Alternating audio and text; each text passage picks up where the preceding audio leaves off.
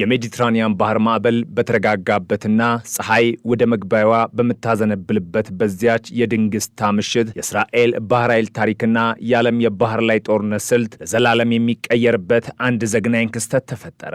አይኤንኤስ ኤላት የተሰኘችውና የእስራኤል ባህር ኃይል ኩራት የነበረችው ግዙፍ የጦር መርከብ በግብፅ የፖርት ሰይድ ወደብ አቅራቢያ በተለመደው የጥበቃ ተልዕኮ ላይ ነበረች። መርከቧ በእስራኤላውያን መርከበኞች ተሞልታለች። ሁሉም ነገር ሰላማዊ የሚመስል ነበር። መርከበኞቹ የዕለት ተዕለት ተግባራቸውን እያከናወኑ አንዳንዶቹም እያረፉ ሳለ ከምሽቱ ድቅድቅ ጨለማ ውስጥ አንድ ያልታሰበ የጥፋት መብረቅ ተፈተለከ።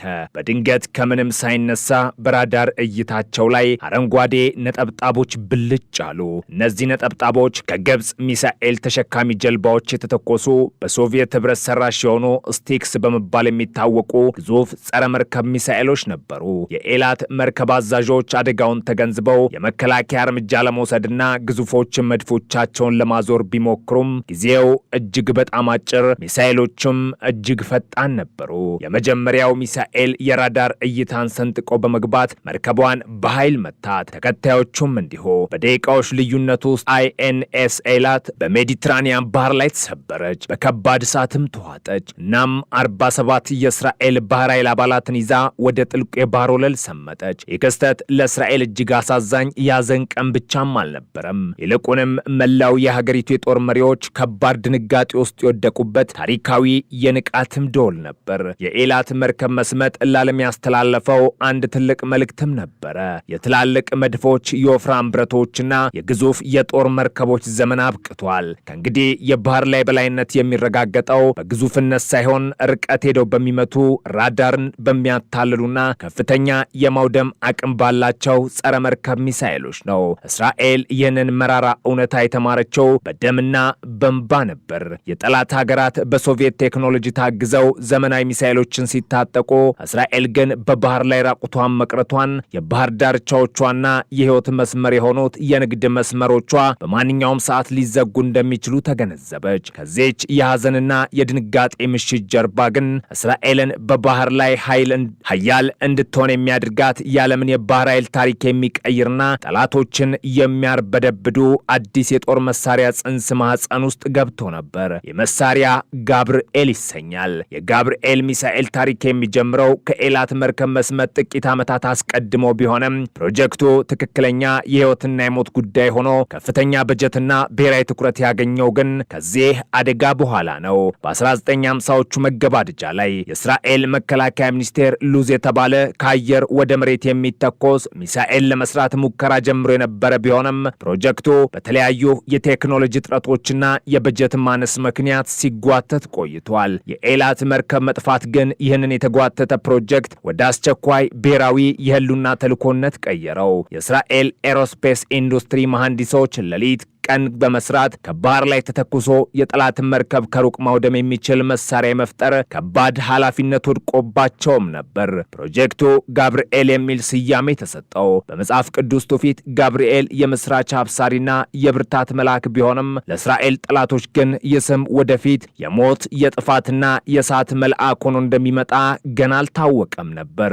መሐንዲሶቹ ከፊታቸው ትልቅና ሊታለፍ የማይችል የሚመስል ፈተና ተደቅኖባቸውም ነበር። የግብፅና የሶሪያ የጦር መርከቦች የታጠቁት የሶቪየቱ ስቲክስ ሚሳኤል እስከ 45 ኪሎ ሜትር የመጓዝ አቅም ሲኖረው እስራኤላውያን እየሰሩት ያለው ገብርኤል ግን የመምታት አቅሙ 20 ኪሎ ሜትር አይበልጥም ነበር። የማለት የእስራኤል መርከቦች የጋብርኤል ሚሳኤልን ለመተኮስ ወደ ጠላት መርከብ እጅግ መቅረብ አለባቸው። በዚህ ሂደት ውስጥ ደግሞ ገና ሳይተኩሱ በጠላት ሚሳኤል የመመታትና የኤላትን ዕጣ ፈንታ የመጋራት ከፍተኛ እድል አላቸው። ታዲያ ይህንን ርቀት ልዩነት እንዴት ማሸነፍ ይቻላል? የእስራኤል የጦር ስትራቴጂስቶችና መሐንዲሶች በዓለም የጦር ታሪክ ውስጥ ያልታሰበ አስገራሚ መፍትሄ አመጡ።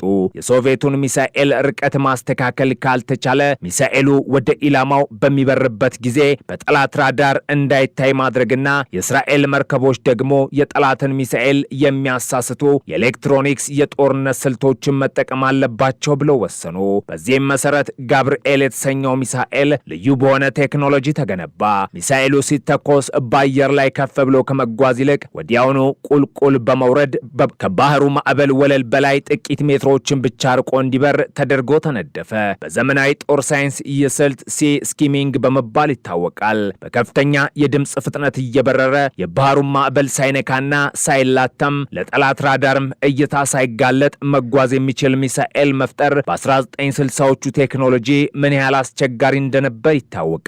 ይህ ቴክኖሎጂ የባህሩን ማዕበልና የውሃን ወለል እንደ ተፈጥሯዊ መከላከያ በመጠቀም የጠላትን መርከብ ራዳር ሚሳኤሉን በጊዜ እንዳይመለከቱ ያደርጋል። የጠላት ራዳር ጋብርኤል ሚሳኤል መምጣቱን ሲያውቅ ሚሳኤሉ መርከቧን ሊመታ ጥቂት ሰከንዶች ብቻ ይቀሩታል። አደጋው ከየት እንደመጣ ለማሰብም ሆነ መከላከያ ለማዘጋጀት ምንም አይነት ጊዜም አይኖርም። ይህ የጋብርኤል ሚሳኤል ዋነኛ መለያና ጠላትን አርበድባጅ ገጽታ ሆኖ ተቀረጸ። ከበርካታ አስጨናቂ ሙከራዎች፣ ውድቀቶችና ተስፋ መቁረጦች በኋላም የመጀመሪያው ትውልድ ጋብርኤል ማርክ 1 ለጦርነት ዝግጁ ሆነ። ሚሳኤሉ 150 ኪሎ ግራም የሚመዝን ከፍተኛ ፍንዳታ የሚያስከትል የጦር ጭንቅላት ተሸክሞ መጓዝ የሚችል የሞት ማሽን። ነገር ግን የዚህ ሚሳኤል እውነተኛ ፈተና በላቦራቶሪ ውስጥ አልነበረም። እውነተኛው ፈተና የሚመጣው በጥቅምት 1973 የዮም ኪፐር ጦርነት ላይ ነበር። ጦርነቱ በድንገት ሲፈነዳ የእስራኤል ባህር ኃይል ታሪካዊና የህልውና ኃላፊነት ተጥሎበት ነበር። የሶሪያ ባህር ኃይል በዘመናዊ ሶቪየት መርከቦችና አስፈሪ ሚሳኤሎች ታጥቆ የላታኪያ ወደብን ተቆጣጥሮ በእስራኤል የባህር መስመሮች ላይ ከፍተኛ ስጋት ደቅኖም ነበር። ጥቅምት 7 ቀን 1973 5 የእስራኤል ሚሳኤል ተሸካሚ ጀልባዎች በድቅድቅ ጨለማ ውስጥ ወደ ሶሪያ የባህር ጠረፍ አመሩ። ይህ ጉዞ የሞት ሽረትም ነበር። ምክንያቱም በዓለም ታሪክ ውስጥ ለመጀመሪያ ጊዜ በሁለት የጦር መርከቦች መካከል በሚሳኤል ለሚሳኤል ውጊያ ሊካሄድ ነው። የእስራኤል መርከቦች ወደ ላታኪያ ሲጠጉ የሶሪያ ራዳሮች ከሩቅ አገኟቸው። የሶሪያ መርከቦች የታጠቁት ያንን ከዓመታት በፊት ኤላትን ያሰመጠውን የሶቪየት ስቲክስ ሚሳኤል ስለነበር የእስራኤል መርከቦች ወደ መተኮሻ ርቀት ከመድረሳቸው በፊት ከሩቅ ሆነው አስፈሪዎቹም ሚሳኤሎቻቸውን ወደ እስራኤል መርከቦች ተኮሱ። ሚሳኤሎቹ አየሩን እየቀደዱ ወደ እስራኤል መርከቦች ሲገሰግሱ የሞት መልእክተኞች ይመስሉም ነበር። በእስራኤል መርከቦች ላይ የሞት ጥላ ጠላ። ሆኖም የእስራኤል ባህር ኃይል ለዚህ ቀን ለዓመታት ተዘጋጅቶበትም ነበር። ሚሳኤሎቹ ሲጠጉ የእስራኤል መርከቦች ራዳርን የሚያሳስቱ ቻፍ የተባሉ የብረትና የአልሙኒየም ፍርፋሪ ደመናዎችን ወደ አየር በተኑ።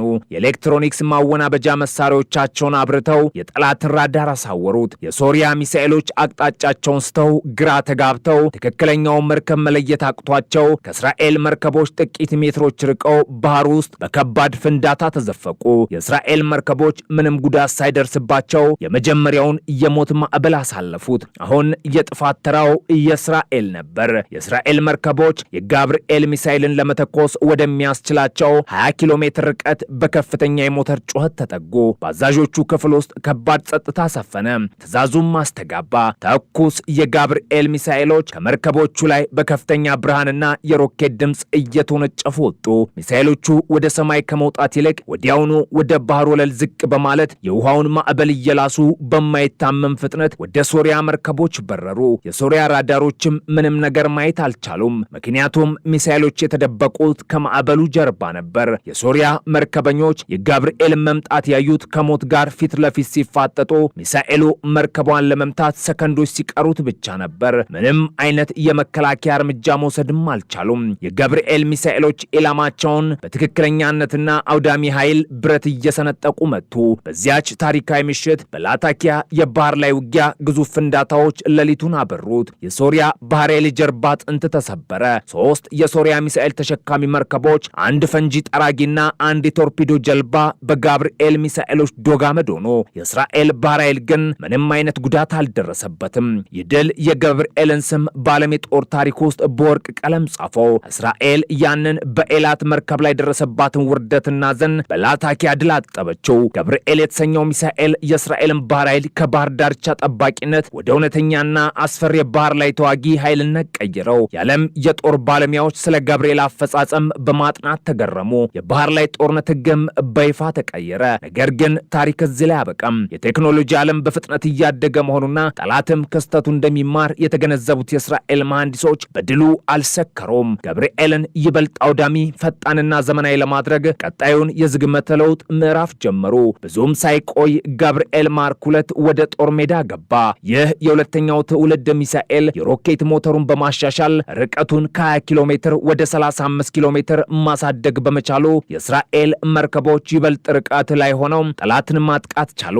የራዳር መፈለጊያ ስርዓቱም ይበልጥ የጠራ በመሆኑ በከፍተኛ ማዕበልና መጥፊያ አየር ጸባይ ውስጥም ቢሆን ኢላማውን ሳይስት የመምታት ብቃት ነበረው። እውነተኛው የቴክኖሎጂ አብዮት ግን የመጣው በ1980ዎቹ ውስጥ ጋብርኤል ማርክ 3 ሲፈጠር ነበር። የባህር ላይ ጦርነት ስልት እየተቀየረ ሲመጣ የጠላት መርከቦችም ዘመናዊ የራዳር ማወቂያና ጸረ ሚሳኤል የመከላከያ መሳሪያዎችን ማስታጠቅ ጀመሩ። በዚህ ጊዜ ጋብርኤል ሌላ ትልቅ የቴክኖሎጂ ሽግግር በማድረግ ነበረበት። ጋብርኤል 3 ከቀድሞዎቹ በተለየ በራሱ ላይ የተገጠመ አክቲቭ ራዳር ነበረው። ቀደምት ሚሳኤሎች ኢላማቸውን ለማግኘት መርከቧ በምትሰጠው የራዳር መረጃ ላይ ጥገኛ ሲሆኑ፣ ይሄኛው ግን ተኩሰ እርሳ የሚባል ቴክኖሎጂ የተገጠመለት ነበር። ከተኮሰ በኋላ የራሱ ራዳር አብርቶ የጠላትን መርከብ ፈልጎ ማጥቃት ይችላል። የማለት የእስራኤል መርከብ ሚሳኤሉን አንዴ ከተኮሰች በኋላ ቦታውን ለቃ ማምለጥ ትችላለችም እንደማለት ነው።